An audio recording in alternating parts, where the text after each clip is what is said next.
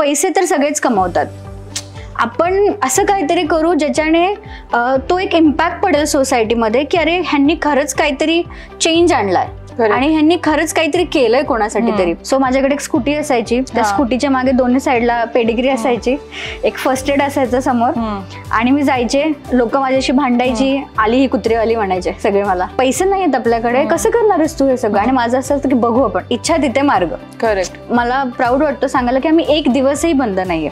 अरे वा. तुझ्यामध्ये जी माणुसकी आहे, या माणुसकीची गरज ह्या सगळ्या प्राण्यांना आहे, आणि तिथून साहस स्टार्ट झालं.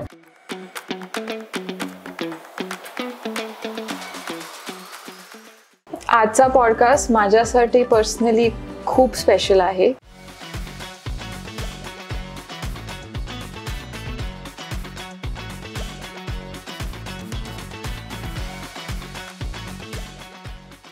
गेले अनेक वर्ष मी ह्या फील्डमध्ये किंवा in terms of animal rescue किंवा जे एक बॉन्डिंग असतं ॲनिमल्स बरोबर, ते एक वेगळाच, म्हणजे त्याला आपण डिस्क्राईब नाही करू शकत फिलिंग्समध्ये. आणि आजचा पॉडकास्ट सहसा स्पेशल नाही म्हणणार, पण एक युनिक मोमेंट आहे माझ्यासाठी की ते जे इमोशन्स आहेत जे मी फील करते किंवा जे मी बघत आलेली आहे लहानपणीपासून, ते एका साहसी म्हणायला काहीच हरकत नाही फिमेल फाउंडर ज्यांनी 21व्या वर्षी ही ऑर्गनायझेशन चालू केली आणि गेले अनेक वर्ष त्या मेहनत करतायत. Stray dogs, stray cats, abandoned animals जे आहेत किंवा कधी कधी कॅटल्स पण येतात, त्यांच्यासाठी त्या स्वतःचं पर्सनल लाईफ, स्वतःचं आयुष्य साईडला ठेवून त्यांना सर्वप्रथम महत्त्व देऊन केलेली ही एक प्रयत्न आणि एक अतिशय इन्स्पायरिंग स्टोरी आहे. आज आपल्यासोबत आहेत गीतांजली, साहसच्या फाउंडर, आणि त्यांनी भरपूर वर्ष ह्या फील्डमध्ये काम केलेलं आहे. 21व्या वर्षी हे डिसिजन घेणं, जेव्हा आपल्याकडे इंजिनिअरिंगची ऑपॉर्च्युनिटी आहे, आपल्याकडे वेगवेगळे आता फील्ड्स आहेत ज्याच्यामध्ये तुम्ही कमवू शकता, पुढे जाऊ शकता, पण नाही, त्यांनी आपल्याला साईडला ठेवून जे प्राणी आहेत, जे आपल्या आजूबाजूला ज्या गोष्टी होत असतात प्राण्यांसोबत, त्याला महत्त्व देऊन त्यांनी ही संस्था उभी केली आहे. आणि प्रचंड काय म्हणतात, मोठ्या प्रमाणावर त्यांचं काम चालू आहे पुण्यामध्ये, आणि आता बाहेर पण त्या एक्सपांड करणार आहेत. तर we would like to welcome on unfiltered conversations Gitanjali. Thank you. Thank you. आपल्याला काही ऑडियन्सला सांगायचं आहे? ऑडियन्सला मला हेच सांगावं वाटतंय की छान वाटतंय आज, बिकॉज काय होतं, बऱ्याचशा फील्डला ॲक्नॉलेजमेंट दिली जाते, ॲप्रिसिएशन दिलं जातं, पण when it comes to animal welfare फार कमी लोक विचार करतात या गोष्टीबद्दल. बिकॉज इथे चार्म नाहीये किंवा इथे फेम नाहीये, it's just pure emotion. And I am glad की मी माझ्या स्टोरीज किंवा माझे इन्सिडेंट एक्सपिरियन्सेस आज तुमच्यासोबत शेअर करू शकते, लोकांसोबत शेअर करू शकते, आणि ही अपॉर्च्युनिटी मला खूप ग्रेटफुल वाटतेय. ऍट द सेम टाइम मला खूप प्राऊडही फील होतोय की आज मी या पोझिशनवरती आहे की एखादा इंटरेस्ट आहे टू नो की मी हे स्टार्ट कसं केलं. So I am grateful for that opportunity. एवढंच सांगेल. All of us are really inspired because आता माझ्या टीम मध्ये दिग्विजय आहे किंवा आरव आहे, ते आधीपासून आपल्यासोबत कनेक्टेड आहेत आणि नाव ऐकून आहे आम्ही, म्हणजे आम्हाला माहिती आहे की साहस हे ऑर्गनायझेशन बरेच वर्षांपासून काम करते, आणि आमच्यासाठी ती मोठी ऑपॉर्च्युनिटी आहे की तुम्ही ऑफिसला येऊन हा इंटरव्ह्यू देता आणि ह्याच्यानी अनेक प्रश्न मिटतील आणि लोकांना कळेल की ऍक्च्युअल ग्राउंड रियालिटी काय आहे. आणि ह्याच्यासाठी मेन इंटेन्शन या पॉडकास्टचा असं आहे की नुसताच पॉडकास्ट नाही आहे हा आजचा, ऍक्च्युली ह्यांनी जी विजिबिलिटी मिळेल, त्यांनी माहिती नाही, मे बी जरी 100 लोक बघू, 500 लोक बघू, 1000 लोक बघू, ऍटलिस्ट त्यातले काही लोकांना वाटेल की नाही आपण काहीतरी केलं पाहिजे. सो ह्याचा इंटेन्शन आजचा प्युअरली तो आहे. येस. तर सुरुवात करताना मला असं विचारायचं की 21व्या वर्षी तुमच्याकडे जेव्हा सगळे ऑप्शन्स ओपन होते, असं काय घडलं की तुम्हाला वाटलं की मी नाही स्ट्रे ॲनिमलसाठी काहीतरी केलं पाहिजे? मी कॉलेजमध्ये होते जेव्हा मी 21 वर्षाची होते, आणि जसं एक नॉर्मल मुली लाईफ जगतात, फ्रेंड्स, एन्जॉयमेंट, पार्टी, आणि मग आता पैसे कमवायचे आणि मस्त लाईफ जगायचंय काइंड ऑफ. आणि मग त्यानंतर असं झालं की माझा आणि अॅनिमल्सचा फारसा संबंध कधीच आलेला नाहीये. मी असं नाही म्हणणार फ्रँकली स्पीकिंग की मी खूप मोठी अॅनिमल लव्हर होते आणि त्यातून हे ट्रान्झिशन झालं, तसं बिलकुलच नाहीये. एक इन्सिडेंट असं होतं ज्याने लाईफ माझी चेंज केली किंवा माझा माइंडसेट चेंज केला टुवर्ड्स अॅनिमल. मी कॉलेजमधून माझ्या भावासोबत जेव्हा घरी जात होते, प्रचंड पाऊस पडत होता त्यावेळेस, आणि रस्त्याच्या कडेला एक डॉग मरून पडलेलं होतं आणि त्याच्या साईडलाच 2 पिल्ली होती. आणि मी माझ्या भावाला म्हणलं की आपण थांबूया, ऍटलीस्ट काय झाले बघू तरी. माहित नाही मी का थांबले त्यावेळेस, आणि माझं लक्ष गेलं. आणि मी जेव्हा बघितलं तेव्हा त्या 2 पिल्लांच्या आईचा ऍक्सिडेंट झाला होता आणि ती गेली होती. आणि ती 2 पिल्लं जणू काही माझ्याकडे अशी बघत होती की आता आम्ही जाणार कुठे, वरतून पाऊस पडते, मला घर आहे पण त्यांचं काय. आणि ते जे इमोशन होतं ना, ते मला इतकं फील झालं की अरे आपल्याकडे घरी जाऊन आपण मस्त आता बसू शकतो, चहा घेऊ शकतो, निवांत चाललंय आपलं लाईफ, पण ह्यांचं काय. आणि मग माझ्या भावाने आणि मी ठरवलं की घेऊन जायचं आपण यांना घरी, बघू पुढे काय करायचं. आणि आम्ही मग त्याला साईडला केलं आणि घरी घेऊन गेलो. तर टिपिकल महाराष्ट्रीयन आईचं असं असतं की एकतर तुम्ही घरात राहायचं नाही तर त्यांनी घरात राहायचं. आणि त्यांचं असं की नाही बाबा, आपल्या घरी असं कधी आलेलं नाहीये. आणि आम्ही 10 मिनिटं बाहेरच बसलो, आम्हाला दोघांना आईने बाहेर काढलं होतं, अजिबात घेऊन यायचं नाही म्हणे. का, कारण ती एक जबाबदारी आहे खूप मोठी, आणि तुम्ही नसता दिवसभर आणि मला त्यातलं काहीच माहित नाही तर मी नाही ठेवू शकणार. आणि 10 मिनिटानंतर एक पिल्लू असंच रांगत मध्ये गेलं आणि आईचं असं झालं की आपण याला ठेवूया. आणि मग जेव्हा मी त्याचं नाव आम्ही शेरू ठेवलंय, जेव्हा मी त्याच्याकडे बघत राहायचे तर मला हा प्रश्न पडायचा की आपण एकाला वाचवलं किंवा आपण 2 पपीजला वाचवलं, असे बरेचसे पपीज आहेत, त्यांचं काय होत असेल. लोक बघतात, लोकांचा माइंडसेट काय असतो, करेल कोणीतरी मदत, but you need to understand की someone else will help, be that someone ना. तुम्ही मदत करा, तुम्ही उतरा. असं काही रॉकेट सायन्स लागत नाही टू हेल्प समवन. तुम्हाला तुमच्या गाडीमध्ये एखादं बिस्किटचं पॅकेट ठेवायचं आणि दिसेल तिथे डॉगला द्यायचं, सिम्पल गोष्ट आहे ती. आणि मग जेव्हा मी शेरूकडे एकदा पाहिलं तेव्हा मग असं डिसाईड केलं की मला काहीतरी करायला पाहिजे अॅनिमलसाठी. आणि त्यावेळेस माझे इंजिनिअरिंगचे एक्झाम चालले होते, अभ्यासात काही रस नव्हता मला.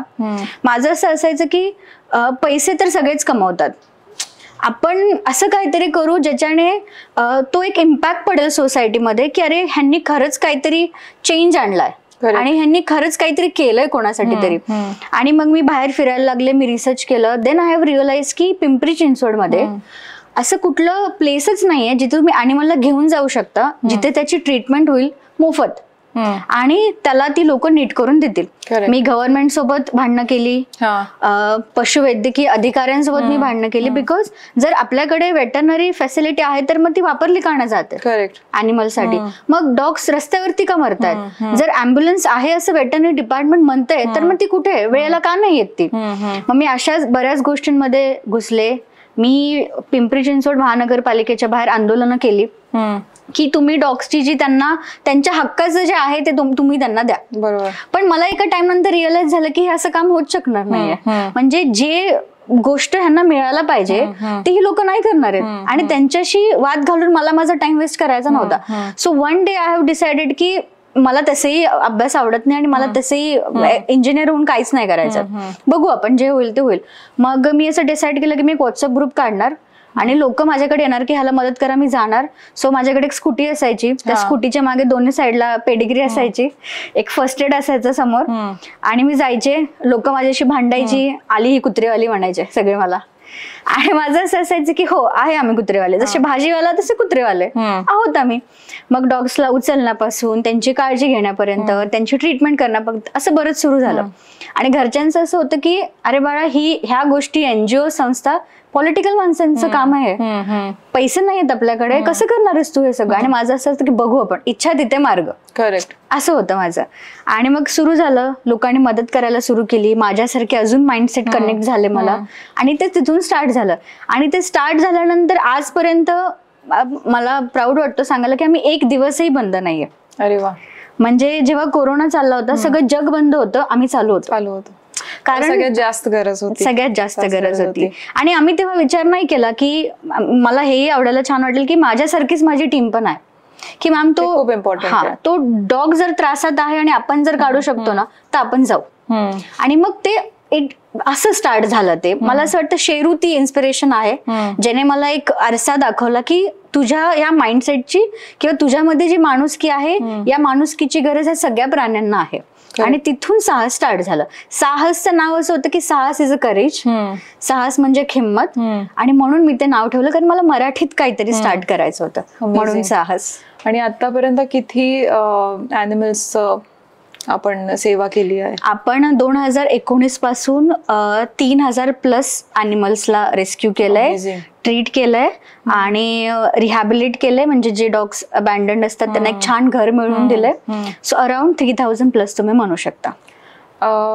जेव्हा तुम्ही पहिले इनिशियल प्रॉब्लेम्स मधून डील करत होता, व्हॉट्सअप ग्रुप जेव्हा चालू केला, तेव्हा जागा मिळवण्यापासून एक सेंटर काढण्यासाठी किंवा तो जो स्टार्टचा जो स्ट्रगल असतो की आता चालू करत, तर त्याच्यामध्ये तुम्ही जसं म्हणला की आपण पेडिग्री वगैरे घेऊन जाऊ शकतो, पण पुढे जर त्याचं एक ऑर्गनायझेशनल रूप द्यायचं असेल त्याला, तर वेटरनरी डॉक्टर किंवा तुमची जी टीम तुम्ही म्हणला जी तुमच्यासारखीच एम्पॅथेटिक आहे, ते बिल्ड करताना काही त्रास आला का? म्हणजे स्टार्टला तुम्ही व्हॉट्सअप ग्रुप केला, पण तुमचं विजन तिथपर्यंत थांबण्याचं नव्हतं. तुम्हाला पुढे जाऊन त्याचे एक विजन होतं की नाही, मी जास्तीत जास्त प्राण्यांना मदत करू शकेल.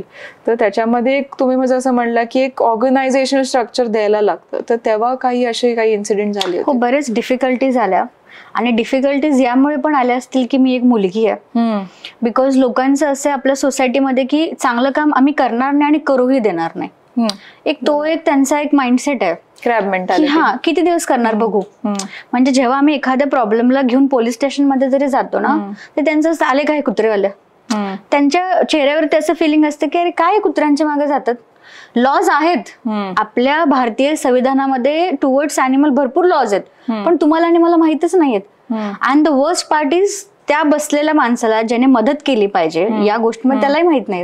आम्हाला त्यांना सांगावं लागतं सर हे बघा ह्याच्यानुसार त्याला शिक्षा होऊ शकते, हा प्रॉब्लेम आहे. आणि त्यांचं असं म्हणणं, अहो मॅडम काय तुम्ही कुत्र्या मांजरांच्या मागे फिरताय, FIR थोडी ना आम्ही घेणार त्यांची.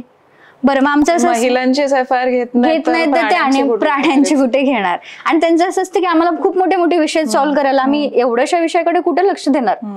मग ते प्रॉब्लेम असे झाले की आम्ही भांडतोय समोरच्या सोबत, आम्हाला कुठून सपोर्ट मिळत नाहीये, गव्हर्नमेंट नाहीये, पोलीस स्टेशन मध्ये जातोय जिथून सपोर्ट भेटला पाहिजे किंवा समोरच्याला एक ताकीद तरी दिली पाहिजे की बाबा नीट सांभाळ, तो पण एक त्याच्यात पण एक जीव आहे. पण मग त्या डिफिकल्टीज खूप झाल्या. पण तेव्हा मला एक गोष्ट रिअलाइज झाली, एक मुलगी म्हणून किंवा एक बाई म्हणून, की ह्या जगात जर किंवा ह्या सोसायटीमध्ये जर तुम्हाला काहीतरी करायचं ना, तर तुम्हाला स्वतःवरतीच अवलंबून करायचं. तुम्ही दुसऱ्यावरती डिपेंडेंट नाही राहू शकत की हा येऊन मला मदत करेल. नाही, तुम्हालाच मदत करेल. आता माझ्याकडे 2 जबाबदारी असतात, मला माझी पण मदत करायची आणि मला त्याची पण मदत करायची. सो माझं असं होतं की नाही, आपण असं म्हणण्यापेक्षा की तो मला करू देत नाहीये, हे मला करू देत नाहीत, आपण का नाही करायचं. सो तिथून ते स्टार्ट झालं. डिफिकल्टीज, परत पैशांच्या डिफिकल्टीज आल्या, कारण मेडिसिनसाठी पैसे लागतात आणि भरपूर महाग असतात. भरपूर महाग असतं. आता मेडिसिनच्या दुकानात गेलो तर आपण त्याला म्हणू शकत नाही आम्ही चांगलं काम करतोय, फ्री ऑफ कॉस्ट द्या. माणसांपेक्षा आय थिंक जास्ती महाग असतात वेटरनरी. एक्झॅक्टली. आणि असं नाही होत की तो मेडिकल वाला म्हणतो की छान काम करते असू देत, फ्री मध्ये राहू देत, असं नाही होत. तेव्हा मला 8,000चा जॉब होता. मी एका जिम मध्ये जॉब करायचे ऍज अ सेल्स एक्झिक्युटिव्ह म्हणून, आणि माझे सगळे पैसे त्याच्यात जायचे. आणि मग मला आजूबाजूची लोक म्हणायचे अगं लग्नाचं वय तुझं आणि काय मागं इव्हन नातेवाईक पण माझ्या, आणि काय कुत्र्यांच्या मागं लागते, काल दिसली होती आम्हाला डॉग उचलत होती, माझे फोटोज माझ्या घरी जायचे, काय करते ही. आणि माझी आई अशी म्हणायची तुला काय बाई कुत्र्या मांजरांचा नाद लागला असं. पण जेव्हा शेरू आला तेव्हा सगळ्यांचा पर्स्पेक्टिव्ह एक चेंज झाला, एक माणुसकी निर्माण झाली त्याच्यामुळे, आणि एक प्रेम आपोआप ते हे झालं की नाही तू करतेस ते छान आहे, आम्ही तुझ्या पाठीशी आहोत. आणि मग ते तसं झालं. पण डिफिकल्टीज ॲज सच असं म्हणायला गेलं तर फायनान्शियल, सोसायटीज मध्ये जे चॅलेंजेस येतात ते, आणि जे काही गव्हर्नमेंट कडून जो सपोर्ट आम्हाला मिळाला पाहिजे होता तो मिळाला नाही. आता आम्ही त्याची अपेक्षाही करत नाही. मला एक सांगा, जे आता मी जेवढं बघितलंय गव्हर्नमेंटचे जे हे असतात हॉस्पिटल्स असतात व्हेटरनरी किंवा काय, त्याच्यामध्ये जास्ती करून कॅटलसाठी स्पेशलायझेशन असतं का दोन्हीकडे ते स्पेशलिस्ट अवेलेबल असतात, असं काही असतं? आता व्हेटरनरी डिपार्टमेंट बद्दल मला फारसं बोलायचं नाहीये, कारण कसं असतं आता जर तुम्ही बघितलं तर पुण्यामध्ये 1,80,000 औंधमध्ये एक आहे ना काहीतरी, औंध व्हेटरनरी हॉस्पिटल, तर पुण्यामध्ये जवळपास 1,80,000 डॉग्स आहेत नाव इन 2024. ओके, पण ते पॉप्युलेशन कमी व्हायला पाहिजे. ॲनिमल बर्थ कंट्रोल जो प्रोग्राम असतो तो ऑन प्रायोरिटी राबवायला पाहिजे, पण तो राबवला जात नाहीये. आणि टेंडर तर येतं, पैसेही येतात त्याच्यासाठी, मग जातात कुठे? पण मला वाटतं मी त्याच्यात पडलं तर मला ह्याच्यासाठी वेळ मिळणार नाही. सो ती अशी गोष्ट मेन इंटेन्शन हे होऊन जाणार, कारण ज्या लोकांना त्यांच्या मदतीसाठी जो पैसा मिळतो तो त्यांच्यापर्यंत पोहोचत नाहीये, त्यांच्यापर्यंत म्हणण्यापेक्षा आमच्यापर्यंत पण पोहोचत नाहीये. आणि असंच आहे ते, म्हणजे थोडंफार काही. आणि जसे बरेचसे एनजीओज आहेत किंवा वेटरनरी जे हॉस्पिटल्स आहेत तिथे तुम्हाला मदत मिळते, पण त्याच्यात क्वालिटी नसते. बघितलंय, नोटीस केलंय, क्वालिटी नसते. आणि अगदी कमी, म्हणजे प्रायव्हेट सेक्टरमध्ये पण फारसे खूप कमी आता चालू व्हायला लागलेत, पण खूप कमी असे हॉस्पिटल्स जिथे सगळी सर्व्हिसेस फॅसिलिटी आहे. किंवा आता सपोज आपल्याला PCR टेस्ट करायचे असेल तर काही नॉमिनल, म्हणजे काही 1-2च सेंटर आहेत जिथे ते एवढ्या एक्सटेन्सिव्ह टेस्ट होतात. मला सांगा, तुम्ही एखादं वेटरनरी हॉस्पिटल जर गव्हर्नमेंट म्हणतं की आमचं आहे, तर त्यांच्याकडे एक्सरे मशीन असू नये का? त्यांच्याकडे ब्लड टेस्टची मशीन असू नये का? जर तुम्हाला सरकारकडून कोटीमध्ये अनुदान मिळतं तर तुम्ही याच्यावरती इन्व्हेस्ट नाही करू शकत. एक रिक्षावाला आहे ज्याला रस्त्यावरती कुत्रं दिसलंय किंवा एक प्राणी दिसलाय, तो गेलाय वेटरनरी हॉस्पिटलमध्ये आणि तो म्हणतो ह्याला काय झालं बघा, आणि तुम्ही त्याला सांगता ह्याचा एक्सरे काढून आणा. तो तिथे आलायच ह्याच्याने की मला अंडर वन रूफ सगळी हेल्प मिळणार आहे, पण ती मिळत नाहीये. आणि काय म्हणतात ह्याच्यामध्ये एज्युकेशन, म्हणजे जसं आपण बोललो की तुम्ही इंजिनिअरिंग मधून आला, सो तिथे असे काही म्हणजे काय म्हणतात कोर्सेस किंवा एज्युकेशन फॅसिलिटीज आहेत का ज्याच्यातून असे स्पेशलिस्ट अजून येऊ शकतात का, किंवा ह्या फील्डकडे जास्ती लक्ष दिलं जाईल असं काही तुम्हाला वाटतं? मला तरी असं वाटतं शाळा कॉलेजेसमध्ये स्पेशल एक प्रोग्राम असला पाहिजे जिथे तुम्ही यंगस्टर्सला, जिथे तुम्ही किड्सला टुवर्ड्स तुम्ही ॲनिमल्स टुवर्ड्स एम्पॅथी शिकवताय. करेक्ट, की how to be nice with them, how to be kind with them, that is important. म्हणजे जेव्हा ते ॲनिमल सोबत काइंड होतील, आजकाल ना लोकांचा असा समज असतो की हात नको लावू, चावेल ते, पण ते चावत नाहीये. तुम्ही त्याच्या डोक्यामध्ये काय टाकून देताय की डॉग्सला हात लावलं तर ते चावतं.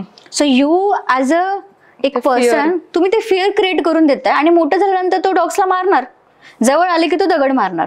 खूप इम्पॉर्टंट आहे ते शिकवणं फार इम्पॉर्टंट आहे. आणि मी बरेचदा म्हणले की शाळा कॉलेजेसमध्ये एक तरी असा चॅप्टर असला पाहिजे जिथे लहान मुलांना प्राण्यांबद्दलची एक माणुसकी शिकवली जाते. करेक्ट, आय थिंक ती एक काळाची गरज आहे. मी एक मध्ये एक हे बघत होते, आय थिंक तुम्ही पण बघितलं असेल, युट्यूबवर का कशावर तरी एक व्हिडिओ होता ज्याच्यामध्ये लहान बाळांवरती टेस्ट केली होती, त्यांना ॲनेकॉन्डासच्या अराउंड सोडलं होतं म्हणजे, आणि it was just to prove this की जे त्यांच्यामध्ये फिअर डेव्हलप होतो is merely because of their parents. Right. So त्या पेरेंट्सला एका काही डिस्टन्सवर ठेवलं होतं आणि आय थिंक 3-4 बेबीज होते आणि स्नेक्स सोडले होते नॉन व्हेनमस, आणि कॉन्स्टंटली बाळ त्या पेरेंट्सकडे बघत होते की how do we react.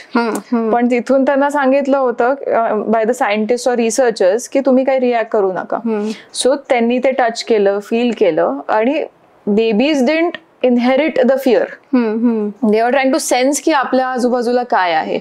So जे आपण बघतो ना त्याचा रिपल इफेक्ट आपल्या काय म्हणतात जनरेशनवर किंवा किड्सवर पडतो. सो लाईक वाईज जर एज्युकेशन मध्ये जर maybe in early age जर ते एज्युकेशन इंट्रोड्यूस झालं तर मे बी पुढे जाऊन त्याचं काहीतरी जे आता आपल्याला केसेस बघायला मिळतात किंवा काय त्याच्यामध्ये काहीतरी पॉझिटिव्ह इम्पॅक्ट होईल, कारण everything starts at an early age. म्हणजे असे पण इन्सिडेंट आहेत की ॲनिमल्सचा सुद्धा रेप झालेला आहे. हो, आता झालाय रिसेंट. हो, आता झालेला आहे. बकरीचा पण झालेला आहे आताच. म्हणजे माणसं मुलींचं तर सोडा, प्राण्यांना सोडत नाही.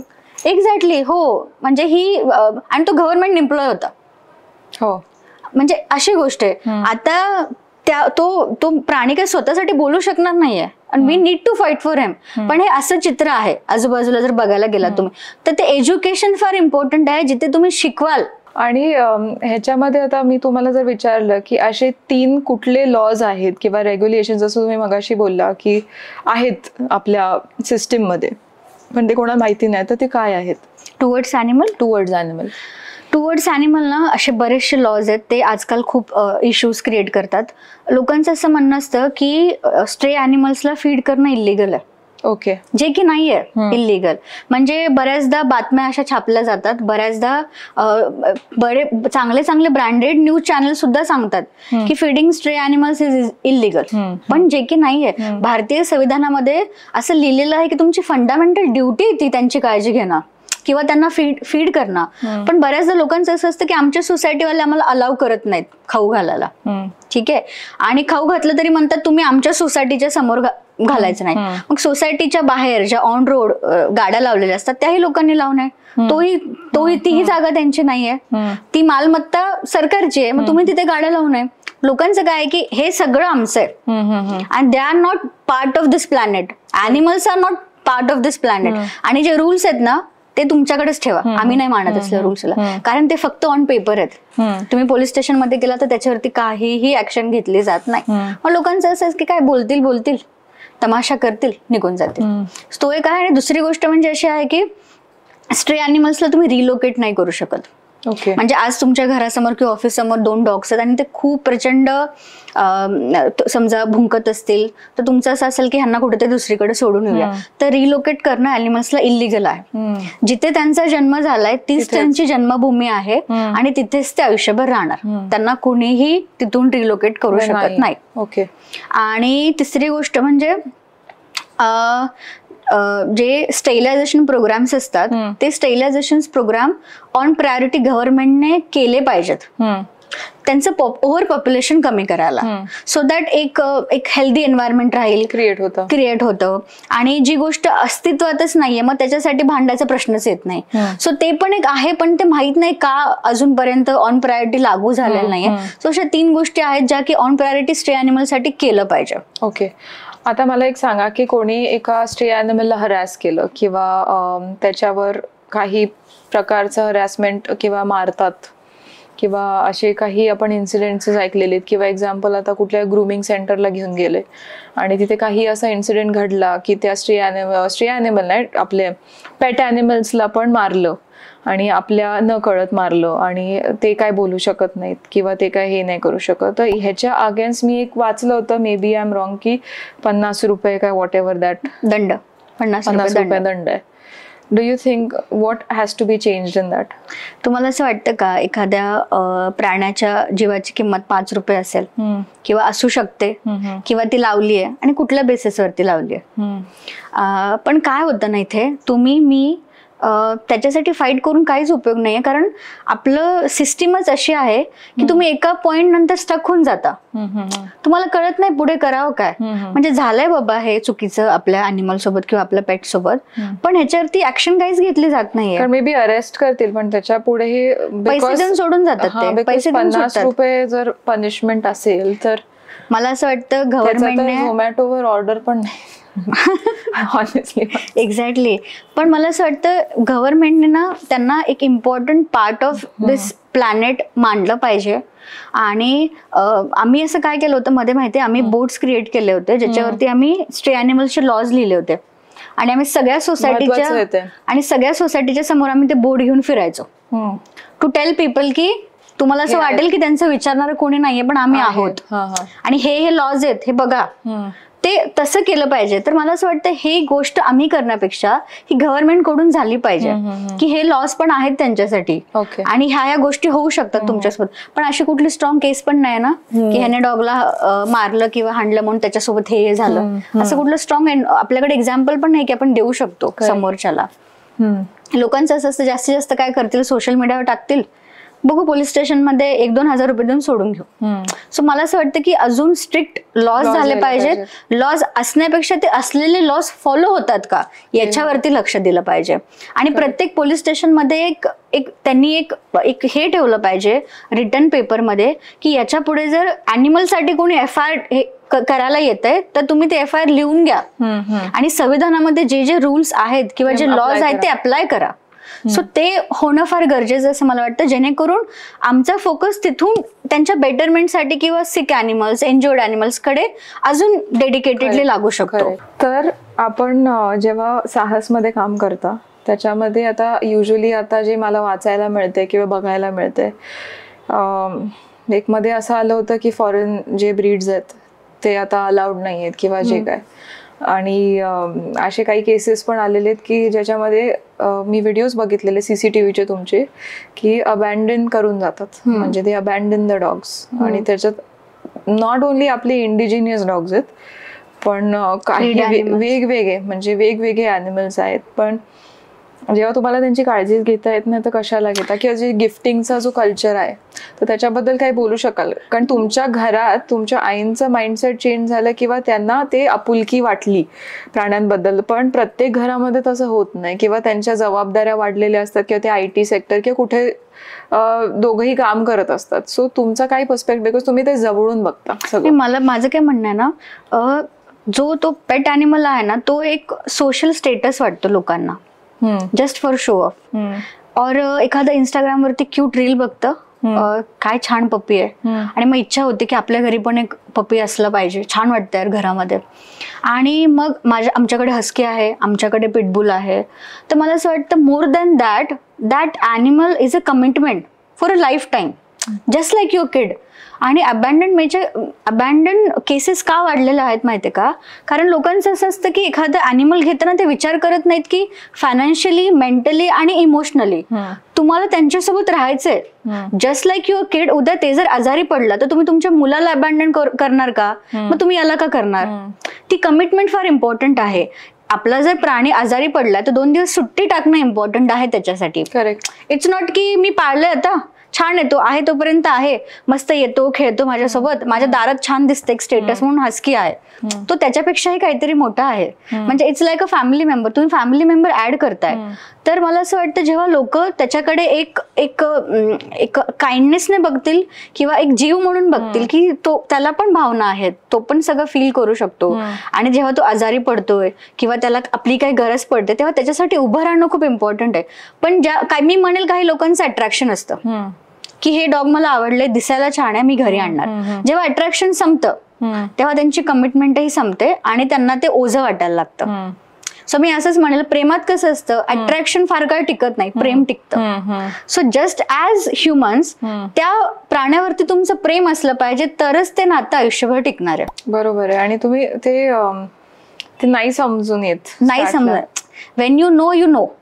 जेव्हा तुम्हाला कळायचं असतं तुम्हाला कळतं. म्हणजे माझ्याकडे जे शेरू नावाचं डॉग आहे, आज जेव्हा माझे आई वडील बाहेरही जातात फिरायला तेव्हा त्याला घेऊन जातात, किंवा तो आजारी पडला तर माझी आई रात्रभर झोपत नाही. जेव्हा आम्ही आजारी होतो तेव्हा ती तेच करायची. आता ती त्याच्यासाठी पण तेच करते का? कारण तिला वाटतं की तो पण एक पार्ट आहे फॅमिलीचा. सो ती एम्पथी किंवा ती विचारसरणी त्यांच्याबद्दल आपल्यामध्ये असणं इम्पॉर्टंट आहे. आमच्या सोबत पण बऱ्याच डिफिकल्टीज आल्या पेटला पाळताना. आता मी आणि माझा भाऊ पण आईला बराच त्रास देतो, घरी लवकर येत नाही, माझा भाऊ मित्रांसोबत जातो, मग माझ्या आईने माझ्या भावाला अबॅन्डन करायचं का? ती कमिटमेंट आहे तुमची आई म्हणून, ते खूप महत्वाचं आहे. मग तुम्ही जर त्याला म्हणता की हे डॉग आमच्याच इथला आहे, आता आपला राया आहे, तर रायाला उद्या काही डिफिकल्टीज आली तर you should be the one जो म्हणजे जी त्याच्यासोबत उभारली पाहिजे. So that commitment is very important. आणि फक्त आणायचं म्हणून आणायचं नाहीये. आणले आणि आपण शोकेस मध्ये ठेवले आणि इट फील्स नाईस टू, सकाळी उठलं की छान येतं आणि मग कडल करतं माझ्यासोबत. आणि मग when it comes to commitment मग मला ते नाही जमत, मी शिसू नाही काढणार बाबा, हे नाही काढणार. आजारी पडल्यानंतर कुठेतरी एनजीओज मध्येच मी ऍडमिट करते. सो ते फार इम्पॉर्टंट आहे मला असं वाटतं, आणि ते एक रिझन आहे अबॅन्डमेंटचं. आणि आता केसेस वाढायला लागलेत ना खूप जास्त. त्याचं कारण काय वाटतं? अबॅन्डन केसेस तर खूप वाढायला लागलेल्या आहेत. मला त्याचं कारण असं वाटतं की काय झालं ना, मध्ये जेव्हा कोरोनाचा टाइम पिरियड होता ना, तेव्हा बऱ्याच लोकांनी अॅनिमल्स पाळले. का? एक घरामध्ये एक इमोशनल सपोर्ट म्हणून. आणि कोरोनाचा काळ संपला तसं त्यांचा इमोशनल सपोर्टही संपला, आणि मग त्यांनी ते डॉग्स अबॅन्डन केले. बऱ्याचदा असं होतं की एज्युकेशन इज द प्रॉब्लेम.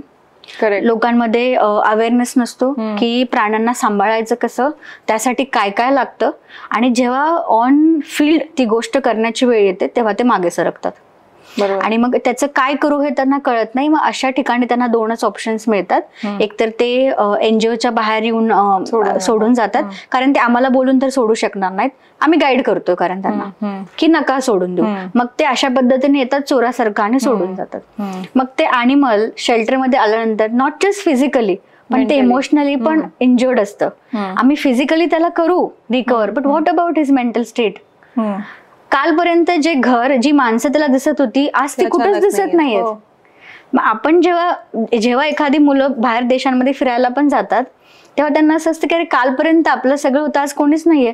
तर त्या अॅनिमलशी आपण तरी बोलू शकतो. अटॅचमेंट असते ती, आणि ती कळणं फार इम्पॉर्टंट आहे लोकांमध्ये. सो मला असं वाटतं की त्याच्यामुळे केसेस सध्या वाढलेल्या आहेत. नाही, ते सेन्स करणं, किंवा बिकॉज मी बघितलेलं आहे स्वतः की जर त्या ॲनिमलला तुम्ही डिटॅच केलं त्यांच्या ओनर्स पासून 6 महिने किंवा लेट्स से 1 वर्ष, तरी ते त्याच्याबरोबर अटॅच असतं, किंवा जे काय त्यांचं जे अट्रॅक्शन असतं ते. Dog is the most loyal, किंवा डॉग किंवा कॅट सगळ्यात लॉयल ॲनिमल्स आहेत. आणि तेव्हा त्यांना जो अचानक शॉक बसतो ना, त्यांना मेंटली रिकवर व्हायला खूप वेळ लागतो. ते लोकांना माहिती नाहीये. डॉग्सला पण एन्झायटी असते, ते पण डिप्रेशन मध्ये जातात, त्यांचे वेगळे मेडिकेशन्स असतात, आणि त्यांना पण ट्रॉमाज हिट होतात. ट्रॉमास रिकवर करायला डॉग्सला आय थिंक माझ्याप्रमाणे तुम्हाला 1-2 वर्ष जातात. ते कुठलेही इन्सिडेंट त्या जास्ती सांगू शकतील, बट त्याच्यासाठी मेडिकेशन्स कधी कधी द्यायला लागतात, त्यांच्याबरोबर वेळ घालवायला लागतो, त्यांना त्याच्यापासून रिकवर करायला जातो. सो असं वाटत असेल लोकांना की त्यांना काय फिलिंग्स नसतात, पण ते अतिशय चुकीचं आहे, त्यांना बोलता येत नाही म्हणून त्यांना ग्रँटेड घेतलं जातं. But they feel everything. Yes. So ते एक गोष्ट मी नोटीस केली. आता ह्याच्यामध्ये मला अजून एक वाटतं की जेव्हा आपण म्हणजे राया पण असेल, तर ते जे विचार करतायत, किंवा त्यांचं जे लेट्स से पोट दुखत असेल, किंवा त्यांना असं बाहेर जायचंय, किंवा एक्झाम्पल त्यांना पॉटीला पण बाहेर जायचंय, so you should be educated enough, किंवा तुम्ही तेवढं सेन्सिटिव्ह किंवा अलर्ट पाहिजे की त्यांना त्यांच्या थोड्याशा बदलानी, मुवमेंटनी तुम्हाला कळलं पाहिजे की त्यांना एक्झॅक्टली काय पाहिजे. हा, लहान बाळ पण जेव्हा रडतात तेव्हा आईला माहित असतं की हे एक्सप्रेशन कशाचं आहे. सो जस्ट ॲज देम, आता एखादी गोष्ट त्यांना जेव्हा पाहिजे असते, किंवा पोट दुखत असतं, पॉटी येते, सुसू येते, तेव्हा ते एक्सप्रेस करायचा प्रयत्न करतात, आणि कळतंही आपल्याला ते. म्हणजे ते बोलतात. फक्त सायन्स रीड करणं खूप इम्पॉर्टंट आहे.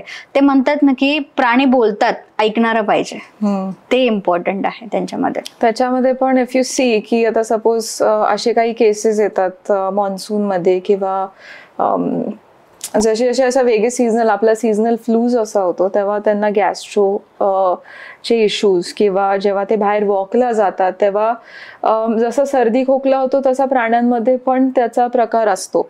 आणि तुम्ही तुमचे त्यांचे जे स्टूल असतात, किंवा जे युरिनेशन करतात, त्याच्यावर लक्ष देणं, किंवा त्याच्यामध्ये तुम्हाला काही ब्लड दिसतंय का, किंवा त्यांच्या खाण्यामध्ये काही बदल आहे का, याच्यावर फार तर तुम्हाला त्या केसेस बद्दल ज्याच्यामध्ये इन्फेक्शन्स होतात, किंवा मी असे खूप तुमच्याकडे केसेस बघितलेले आहेत की त्यांना काही त्या आजारातून जात असतील, तर त्याचं अर्ली डिटेक्शन किती इम्पॉर्टंट आहे.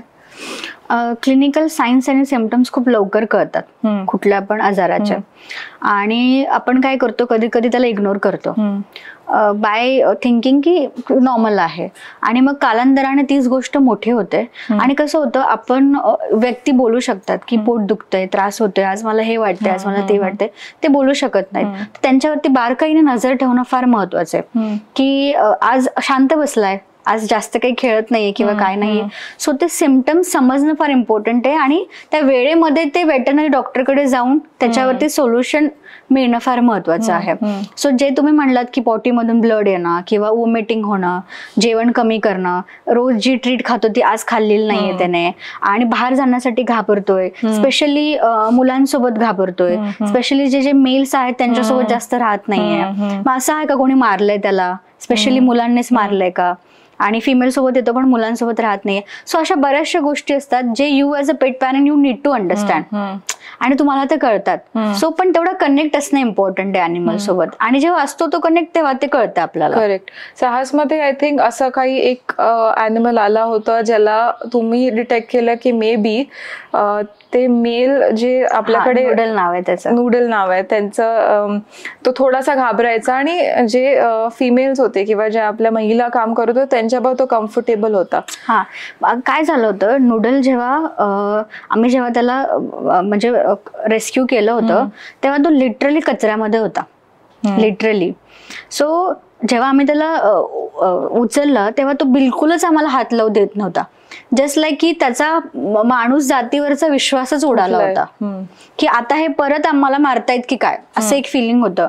पण मग आम्ही त्याला रेस्क्यू केलं, गाडीत टाकलं, त्याने आम्हाला चावायचा प्रयत्न केला. ऑफकोर्स पेन मध्ये होता तो, त्रासात होता आणि चावायचा प्रयत्न केला त्याने आम्हाला. आम्ही त्याला शेल्टरवरती आणलं. तो 3 दिवस फक्त डिप्रेस्ड होता, त्याने कोणालाच हात लावू दिला नाही. पण आमचं असं असतं की जेव्हा कुठलं पण अॅनिमल आमच्या इथे असतं तेव्हा आम्ही आधी त्याला वेळ देतो टू फील कम्फर्टेबल, की आम्ही तुझ्या चांगल्यासाठी तुला इथे आणलेलं आहे आणि तू घे तुझा वेळ.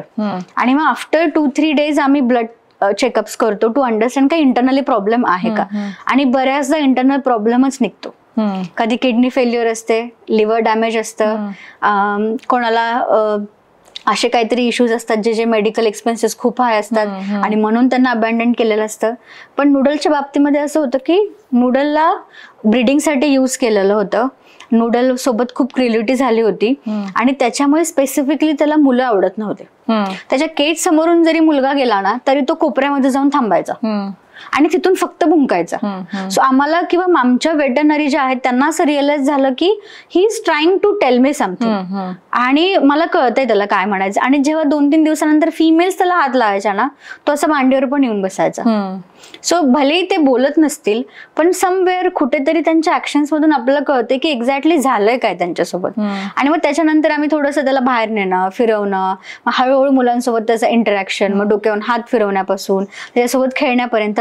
आता आफ्टर 3 months त्याचा थोडा ट्रस्ट गेन झालाय टुवर्ड्स अस.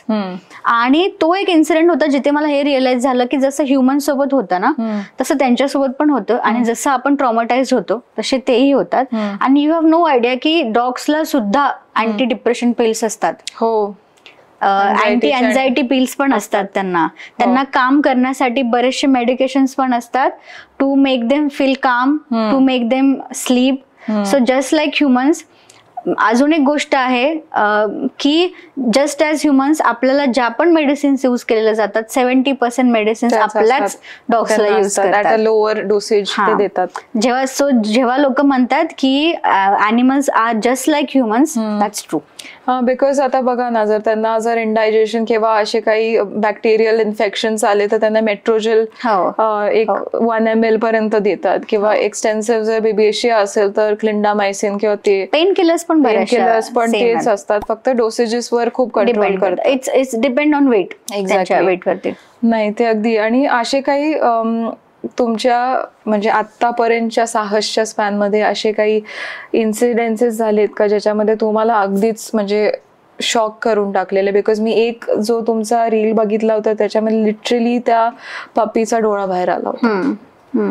मी तुम्हाला खूप म्हणजे ते बघवत नव्हतं, खूप शॉकिंग होतं ते. म्हणजे मी तुम्हाला खरं सांगू का, एक जेन्युइन एक्सपिरियन्स सांगते मी तुम्हाला. एक ॲज अ पर्सन म्हणून ॲनिमल सोबत काम करणं इमोशनली खूप चॅलेंजिंग आहे. तुमची पर्सनल लाईफ तर सोडाच, पण ती गोष्ट डोक्यामध्ये ठेवून एक नॉर्मल लाईफ जगणं फार अवघड आहे. बिकॉज आय रिमेंबर की आमच्याकडे एक डॉग होतं रॉकी नावाचं, आणि त्याला फायटिंगसाठी यूज केलेलं होतं. ओके, त्याला फायटिंगसाठी यूज केल्यानंतर आम्ही त्याला रेस्क्यू केलं. त्याचे कान कापले गेले होते लहानपणीच, 2 कान. त्याचे फोटोज पण मी तुम्हाला दाखवेल नंतर. त्याचे कान कापले गेले होते आणि पिटबुल होतं ते. सो आमच्या सगळ्यांचा असा समज होता की खूप अग्रेसिव्ह असेल बाबा आता, आणि प्रोफेशनल लागणार त्याला पकडायला. त्यात फायटिंगसाठी पण यूज केलंय, तर we need to be very careful with him. आणि आता आपल्याला प्रोफेशनल कॅचरच पाहिजे. जेव्हा आम्ही त्याला रेस्क्यू करायला गेलो मी त्याला असं उचललंय. सो जेव्हा तो शेल्टरमध्ये आला ना तो फक्त आमच्या जवळ बसायचा. आणि मग जेव्हा आम्ही त्याची ब्लड टेस्ट केली तर वी हॅव रिअलाइज की त्याला बरेचसे व्हायरल इन्फेक्शन आहेत, बरेचसे म्हणजे जे काय म्हणतो जे कॅन्सर जे ब्रीडिंगमुळे होऊ शकतात असे बरेचसे रोग आहेत त्याला, आणि त्याच्यावरती काही उपचार नाहीये असं आम्हाला रिअलाइज झालं.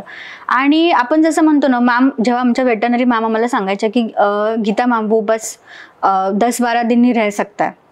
सो काय होतं, जेव्हा तुम्ही एखाद्या डॉग सोबत तुम्हाला माहितीये की हे 10-15 दिवसांनी नसणार आहे, ते इमोशनल रोलर कोस्टर खूप मोठं आहे आणि डिफिकल्ट आहे यू ॲज अ पर्सन. आणि मग जेव्हा तो डॉग खाणं पिणं सोडतो तर असं आपल्याला कळतं की यार सो आपण काहीच नाही करू शकत आहे त्याच्यासाठी. आणि ती गोष्ट घरी घेऊन येणं आणि परत बॅक टू नॉर्मल होणं आणि ते थॉट्स थांबवणं फार डिफिकल्ट आहे ऍज अ ह्युमन बिंग. की आपण काय अजून करू शकलो असतो का, आहे का आपल्या हातात अजून काही, आपण त्याला वाचवू शकतो का. सो हे खूप डिफिकल्ट आहे ऍज अ पर्सन किंवा ऍज अ फाउंडर.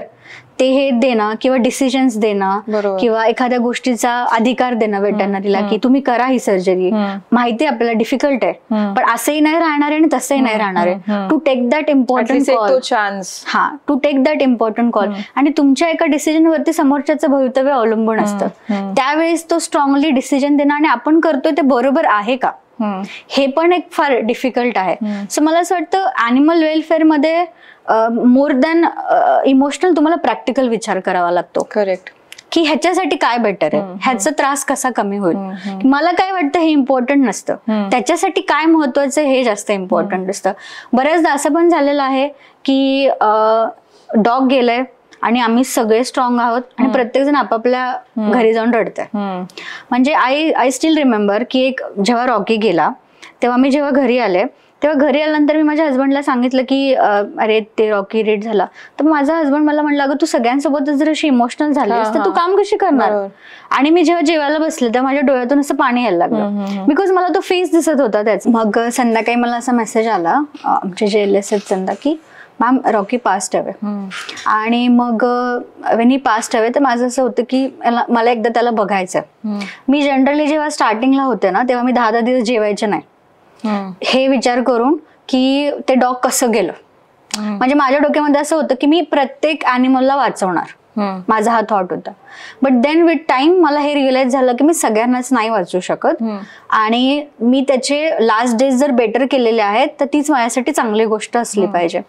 तो मला ती गोष्ट माझ्या हस्बंडने शिकवली की तुला जर ही गोष्ट एक लाईफ टाईम तुझ्या लाईफमध्ये ठेवायची असेल तर तू मेंटली आणि इमोशनली एवढा त्रास करून घेऊ नकोस. कारण तू जर एवढा त्रास करून घेशील तर तू स्ट्रॉंग नाही राहणार येणाऱ्या अॅनिमल्सला हेल्प करायला. आणि जेव्हा मी रॉकीला भेटायला गेले तेव्हा मला असं झालं की त्याला बघून मी लिटरली रडत होते अशी. आणि मग मला तेव्हा असं रिअलाइज झालं की हे खूप इमोशनली, कारण काय होतं ना आपण अटॅच्ड होतो, आपण अटॅच होतो त्याच्याशी आणि सगळ्या गोष्टी रिकॉल होतात आपल्याला आणि आपली इच्छा असते की त्यांना वाचावं. कारण त्याने इतकं काही बघितलेलं असतं लाईफमध्ये आणि आता कुठे त्याला एक कम्फर्ट प्लेस भेटलाय, लोक येतात त्याला हात लावतात, त्याच्यासोबत खेळतात, तर ही लाईफ त्याने थोडे दिवस तरी जगावी ही एक फिलिंग असते. आणि जेव्हा ते होतं ना तर मला असं वाटतं की गिल्ट फील होतं की आपण कुठे कमी पडलो का, आपण अजून काही करायला हवं होतं का. पण मग माझं असं आहे की मला लोक इतकी छान मिळालेत माझ्या आजूबाजूला किंवा माझे टीम मेंबर्स की दे आर लाईक की नाही मॅम आपण आपलं बेस्ट ट्राय केलं, सो ते इनफ आहे. सो असे इन्सिडेंट पण असतात जे इमोशनली तुम्हाला खूप वीक करतात, बट द अदर पार्ट असे पण काही इन्सिडेंट असतात किंवा अशा काही रिकव्हरीज असतात ज्या तुम्हाला स्ट्रॉंग करतात. ऍब्सोल्युटली. आणि तुम्ही असं मला म्हणजे आपण डिस्कस करतो असं म्हणलेलं की आय थिंक 70% तुमच्याकडे महिला काम करतात आणि that's a very proud feeling for you की आणि ते आपोआप होत गेलंय, असं नाही की तुम्ही ते कॉन्शियस चॉईस आहे बट आपोआप तसं होत गेलेलं आहे. त्याच्याबद्दल काही तुमच्या टीम बद्दल बोलू शकता? नाही, मला ऍक्च्युअली माझ्या पर्सनल लाईफ बद्दल एक गोष्ट शेअर करावीशी वाटते मला की ॲनिमल वेलफेअर सोबत एका मुलीने काम करणं फार डिफिकल्ट आहे. बऱ्याचदा माझा ऍक्सिडेंट होता वाचलाय. कारण मी जेव्हा गाडी चालवते तेव्हा मला फार इम्पॉर्टंट कॉल्स येत असतात आणि ते कॉल्स असे असतात की मॅम काय करायचे पटकन सांगा, डॉग टेबलवरती आहे. मग असं होतं कधी कधी की मी एवढे गोंधळून जाते पर्सनल लाईफ मध्ये, पण मला ऍट द सेम टाइम छानही वाटतं. असं वाटतं की ठीक आहे चलो आपल्या डोक्यावरती ब्लेसिंग्स आहेत त्यांच्या आणि ते जास्त इम्पॉर्टंट आहे. तो सपोर्ट सिस्टम खूप इम्पॉर्टंट असतो की जे आपण करताय त्याला पूर्णपणे साथ देणं, कारण त्याच्याशिवाय फॅमिलीच्या सपोर्ट शिवाय काही गोष्टी नाही पॉसिबल होत की आपण पुढे बाहेर जाऊन त्या गोष्टी करू शकतो. आणि तुम्ही म्हणजे काय म्हणतात की पर्सनल लाईफमध्ये काही गोष्टी करू नाही शकत, पण त्याच्यापेक्षा 100 पटीने जेव्हा तुम्ही त्या डॉगचं काही करता आणि त्याच्यामधून जी काय म्हणतात हॅपीनेस मिळते किंवा ते सॅटिस्फॅक्शन मिळतं की माझ्यामुळे किंवा माझ्या टीममुळे ह्याचं आयुष्य काही प्रमाणाने बदललंय, तर that feeling is out of the world. म्हणजे राईट, ते अख्खा आपला दिवस चांगला करून टाकतं. राईट. एक अजून एक गोष्ट आहे की जेव्हा डॉग न्यूट्रिशन किंवा जे आता कॅट्स असतात किंवा जे आपले डोमेस्टिक ॲनिमल्स असतात त्यांचं न्यूट्रिशन किंवा त्यांना काही चुकीच्या गोष्टी खाऊ घातल्या जातात किंवा माहिती नसतं, एज्युकेशन नसतं त्याच्या अराउंड, तर अशा काही 3-4 गोष्टी सांगू शकाल का की तुम्ही ती प्रिकॉशन घेतली पाहिजे किंवा त्याचा अभ्यास केला पाहिजे? आता सपोज डॉगला चॉकलेट खाऊ घातलं किंवा रस्त्यावर स्ट्रे डॉग्स आहेत त्यांना काही पण नाही घालतायत खायला, मे बी त्याच्यातून त्यांना टॉक्सिसिटी डेव्हलप होऊ शकते, त्यांचे लिव्हर फंक्शन डॅमेज होऊ शकतं. तर काय प्रिकॉशन्स घेतले पाहिजेत? आपण काळजीपोटी काहीतरी खायला देतो किंवा काय? मला असं वाटतं जे ॲनिमल्स असतात ना त्यांना आजकाल तुम्ही जर बघत असाल तर खूप लोक पार्लेजी बिस्किट देतात ॲनिमल्सला. सो ॲब्सोल्युटली पार्लेजी बिस्किटमध्ये खूप ग्लुकोज असतं ज्याच्याने ॲनिमल्सला त्रास होतो. Once in a blue moon तुम्ही देऊ शकता ॲनिमलला जस्ट ॲज अ ट्रीट म्हणून, पण ते त्यांचं रोजचं जेवण असू शकत नाही पार्लेजी बिस्किट. पार्लेजी बिस्किटमुळे स्किन इन्फेक्शन होतं आणि डॉग्सला इचिंग होते आणि ते न्यूट्रिशनल फूड नाहीये. आय एम नॉट सेइंग की तुम्ही स्ट्रे ॲनिमल्सला न्यूट्रिशियसच फूड द्या, पण काही गोष्टी तुम्ही देऊ नका ज्याच्यामध्ये पार्लेजी एक आहे. तुम्ही देऊ शकता पण कधीतरी देऊ शकता तुम्ही. दुसरी गोष्ट म्हणजे आजकाल ना बरीच लोक रॉ चिकन देतात ॲनिमल्सला, बोन्स देतात किंवा काय, ज्याच्याने आम्ही अशाही केसेस बघितलेल्या आहेत की त्यांच्या घशामध्ये ते बोन अडकतं. हॉरेबल होतं. हा, आणि जेव्हा ते बोन अडकतं ना ते चोक होतात आणि they can literally die. So ती गोष्ट, आणि स्ट्रे ॲनिमल्सचं काय असतं आपण 24 तास त्यांच्यावरती लक्ष देऊ शकत नाही आणि आपल्याला आपल्या मागे ती झालेली गोष्टही कळत नाही. तर मला असं वाटतं जर तुम्ही देताय तर ते बॉइल्ड असलं पाहिजे चिकन जर तुम्ही देताय तर. आणि तिसरी गोष्ट म्हणजे ॲनिमल्सला चॉकलेट्स, गोड पदार्थ अशा गोष्टी देऊ नये ज्याने त्यांची सिच्युएशन अजून वर्स्ट होऊ शकते. असं बऱ्याचदा असं पण होतं की तुम्ही जर काही एक प्रमाण असतं ते चॉकलेटचं प्रमाण किंवा 1 किंवा 2 जरी तुम्ही त्याला दिलं तरी त्याच्या बॉडीमध्ये ते इतकं ॲलर्जिक किंवा ते इतकी टॉक्सिसिटी निर्माण होते की we might not even save that animal. म्हणजे त्याला लिटरली ऑक्सिजन लागतो सेकंड पॉइंटला. सो अशा 3-4 गोष्टी आहेत. त्यानंतर मसालेदार पदार्थ आहेत, ऑइली काही पदार्थ आहेत, आपण कचऱ्यामध्ये असेच टाकून देतो, ते पण ते डॉग्स खातात ज्याच्यामुळे त्यांना परत इन्फेक्शन्स होऊ शकतात. सो अशा गोष्टी आहेत ज्या अवॉइड केल्या पाहिजेत आपण. म्हणजे तुम्ही स्टडी करून द्या. बिकॉज आता एक्झाम्पल तुम्ही कुत्र्यांना कॅरेट्स देऊ शकता किंवा राईस ॲट सम थोड्या प्रमाणावर पण, किंवा दही देऊ शकता थोडंसं. बट ज्या माणसांना ज्या काय म्हणतात फूड आयटम जे चालतात ते गरजेचं नाहीये की ॲनिमल्सला चालते. तुम्ही absolutely you can give them grapes, ते पण चॉकलेट एवढेच टॉक्सिक असतात. ड्राय फ्रुट्स तुम्ही नाही देऊ शकत. So you have to be very careful. आपण काळजीपोटी करतो प्राण्यांसाठी, बट मला वाटतं की ते नाही केलं पाहिजे. म्हणजे तुम्ही थोडासा जेव्हा तुम्ही कोणाला अडॉप्ट करताय किंवा कोणाला घरी आणताय तर जसं बाळाबद्दल तुम्ही काळजीपोटी त्यांच्या डॉक्टर्सला विचारता तसं तुम्ही you can reach out to such organisation ज्यांना त्याचं एज्युकेशन आहे, त्याचं नॉलेज आहे, किंवा तुम्ही वेटरनरीला विचारा की काय काय करता येईल. आता लास्ट मुद्द्यावर येईल मी की आपण जेव्हा साहस सारखे ऑर्गनायझेशन चालवतो आणि त्यांचं पुढे वाटचाल कंटिन्युअस राहावी किंवा मोठं व्हावं त्यासाठी व्हॉलंटिअरी हेल्प किंवा जे डोनेशन्स असतात किंवा जे सपोर्ट लागतं ते कितपत महत्त्वाचं आणि ते कसे करू शकतील लोक? मला असं वाटतं तुम्हाला जर एखादं डॉग अडॉप्ट करता आलं तर ती पण एक मदत आहे. तुम्हाला एखाद्या डॉगला अडॉप्ट नाही करता आलं पण फोस्टर करता आलं तर ती पण एक मदत आहे. तुम्हाला फोस्टर नाही करता आलं तर तुम्ही जर डोनेट केलात तर ती पण एक हेल्प आहे. तुम्हाला डोनेट नाही करता आलं तर तुम्ही व्हॉलंटिअरिंग करा. तुम्ही तुमचा टाइम आम्हाला डोनेट करा. बिकॉज व्हॉलंटिअरिंग का इम्पॉर्टंट आहे कारण तुमचा लोड ते शेअर करतात आणि एनजीओज कडे इतके फंड्स नसतात की ते सगळ्या लोकांना सॅलरी बेसिसवरती ठेवतील. करेक्ट. आणि जेव्हा व्हॉलंटियर्स आमच्याकडे येतात तेव्हा ते त्यांच्या टाइम नाही देतात आम्हाला ग्रो करायला हेल्प करतात. आमच्या शेल्टरमध्ये अशी बरीचशी कामं असतात जी राहतात टाइम नसल्यामुळे, मॅन पॉवर नसल्यामुळे, लोक नसल्यामुळे. तर volunteering is a important part of animal welfare. म्हणजे यू ॲज अ इंडिव्हिज्युअल तुम्हाला ॲनिमलसाठी काहीतरी करायची इच्छा आहे, पण तुमचं वर्क शेड्यूल आणि तुमची पर्सनल लाईफ तुम्हाला अलाव नाही करत आहे ते करायला, because you don't have time, और maybe you don't have money, और maybe you don't have like ज्या काही गोष्टी ज्या ऑन साईट जाऊन तुम्ही रेस्क्यू करू शकत नाही, पण तुम्ही घरी बसून एखादी जसं तुम्ही वन डेचं मील स्पॉन्सर करू शकता तुमच्या बिहाफवरती, तुम्ही एखादी आमची रील जरी रिशेअर केली तरी एका अशा पर्सन पर्यंत पोहोचू शकते जो आम्हाला मदत करू शकतो, जो आम्हाला डोनेट करू शकतो, हेल्प करू शकतो.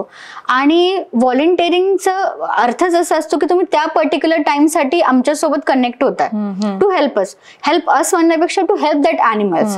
आणि त्यासाठी व्हॉलंटिअरिंग इम्पॉर्टंट आहे. आणि व्हॉलंटिअरिंग म्हणजे it's not like you are just ते कीबोर्ड वॉरियर्स असतात ना, मैसेजिंग कि आपने क्यों नहीं उठाया फिर कुत्ते को, हमने तो कल कॉल किया था, फिर 2 दिन से मैम, अरे एवढूसं पपी येते. आणि जेव्हा आम्ही बघतो तेव्हा तो असा हट्टा कट्टा मुलगा असतो, 2 मिनिटं लागतात त्या पपीला उचलायला. मला कॉल येतो, मॅडम एक पपी आहे, त्याच्या अंगावरती ना एवढी मोठी टिक आहे, मग आता ती टिक काढायला मी इथून तिथे जाऊ का? सो आम्ही काही अॅनिमल वेलफेअर मध्ये डिग्री नाही केली आहे की अॅनिमल्सला हेल्प करायची एक स्पेसिफिक डिग्री असते आणि आम्ही त्याच्यामध्ये स्मार्ट आहोत. You don't need any degree, you just need that one particular thought की I want to help that animal, that's it. इच्छा पाहिजे तुम्हाला, टिक दिसते ना तुम्हाला, तुम्ही फोनवर आहे ना, तुम्ही सांगू शकता. त्यांचं काय म्हणणं असतं, अरे मॅम ऐसे कैसे हात लगाय, वो तो कुत्ता है वो काटेगा. ते त्यांच्या डोक्यामध्ये ते काय असतं माहितीये का की स्ट्रे अॅनिमल्स बद्दल ना काही मिथ आहेत, अग्रेसिव्ह हे ते, स्ट्रे अॅनिमल्स चावतात. Actually opposite, they are the more empathetic ones. आणि त्यांना बिकॉज त्यांनी एवढं बघितलेलं असतं की लिटरली त्यांना काही म्हणजे इंटरेस्ट नाहीये तुमच्यामध्ये, तुम्हाला चावण्यात किंवा ह्याच्यामध्ये. आणि जोपर्यंत तुम्ही त्यांना छेडत नाही ना तोपर्यंत ते तुम्हाला चावणार नाही. आज मला जवळपास 5 वर्ष झाली अॅनिमल वेलफेअर मध्ये, मला आठवत नाही की कुठल्याही डॉग आम्हाला स्वतःहून चावलंय. करेक्ट. अनटिल अनलेस आम्ही तिला प्रोवोक करत नाही. आणि तुम्ही को एक्झिस्ट करू शकता बिकॉज आपण ॲज ह्युमन रेस किंवा ॲज ह्युमन बिंग्स आपण आधीपासून को एक्झिस्टच होत आलेलो आहे प्लॅनेटवर. So there is nothing wrong in that. आणि साहस सारखे जे ऑर्गनायझेशन्स आहेत ते दाखवून देतात. इट्स अ राईट एक्झाम्पल की आपण या कंट्रीमध्ये किंवा रॅदर आपण ॲज अ ह्युमन बिंग को एक्झिस्ट होऊ शकतो, एकमेकांसाठी समान विचार करू शकतो आणि त्या गोष्टी घडवून आणू शकतो.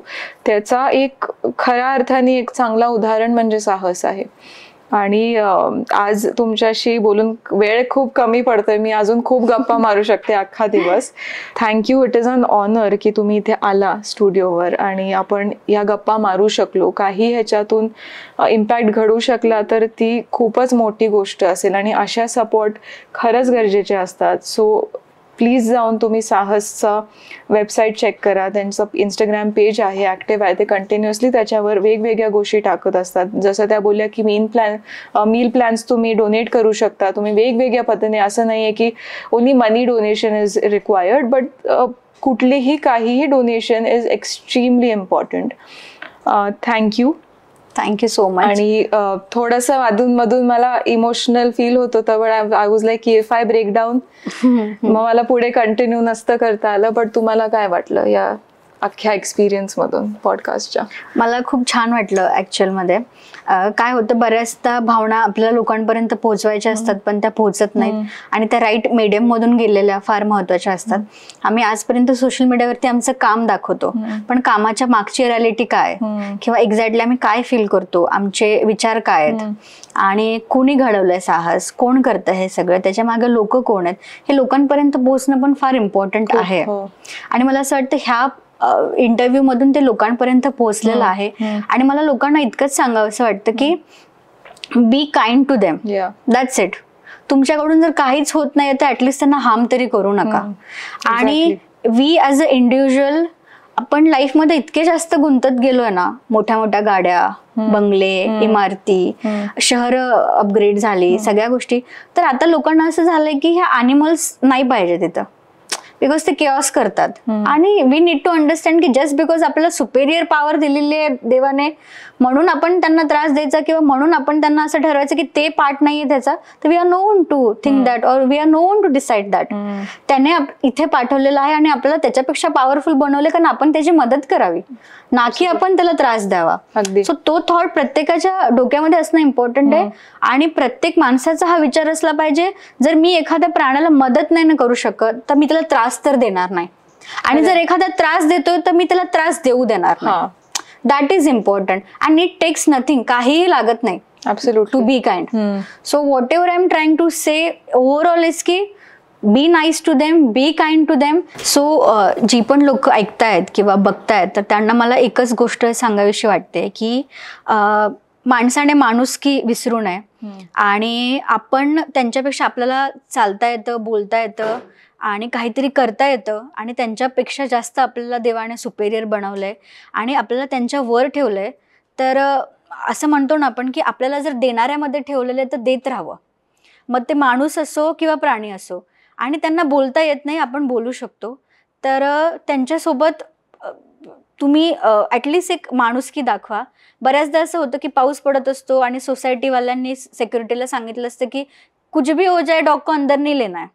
मला असं वाटतं तो थॉटच किती चुकीचा असू शकतो की जस्ट बिकॉज तुम्ही तुमच्याकडे शेल्टर आहे किंवा तुमच्या डोक्यावरती छत आहे आणि त्याच्या नाही आहे, तर तुमचं असं असलं पाहिजे की नाही, एखादा प्राणी जर एखाद्या त्रासामध्ये आहे तर तुम्ही त्याला तो मदतीचा हात दिला पाहिजे. आणि सगळ्याच लोकांनी जर हा विचार ठेवला की आपण काइंड असलं पाहिजे ॲनिमल सोबत, तर मला असं वाटतं गोष्टी खूप बेटर होतील आणि कदाचित आमच्यासारख्या NGOsची गरज पण लागणार नाही. आमची तर इच्छा आहे की NGOsची गरजच नाही पडली पाहिजे, कारण NGOs ह्या इंजर्ड आणि सिक ॲनिमलसाठीच असतात. सो ती माणुसकी विसरून आपण वागू नये एवढंच मला वाटतं.